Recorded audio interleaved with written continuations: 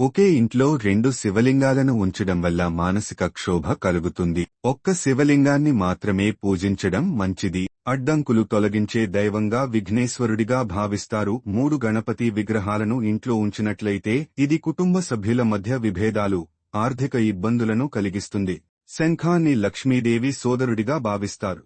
అర్చనలు, అభిషేకాలు చేసేటప్పుడు శంఖం ఉపయోగిస్తే ఆ పూజా ఫలం మరింత పెరుగుతుంది. పూజల సమయంలో శంఖానాదం చేయడం వల్ల దేవుడు ప్రసన్నం అవుతాడు. ఇంట్లో 2 శంఖాలు ఉంచడం మంచిది కాదు. ఇంట్లో 2 సూర్య విగ్రహాలు లేదా సూర్య పటాలు ఉంచడం వల్ల అననుకూల ప్రభావాలు ఉంటాయా? ఇంట్లో 3 దుర్గా విగ్రహాలు ఉంచినట్లయితే అది గృహ జీవితానికి అనుకూలమైనది కాదు. గోమతి చక్రం ఆనందం, శ్రేయస్సు యొక్క చిహ్నం. ఇంట్లో 2 గోమతి చక్రాలను ఉంచడం అశుభకరమైనదిగా పరిగణించబడుతుంది. శాలిగ్రామాలు విష్ణువు చిహ్నాలుగా పరిగణిస్తారు. ఇంట్లో 2 శాలిగ్రామాలు ఉంచుకోవడం వల్ల మానసిక ఒత్తిడి పెరుగుతుందట.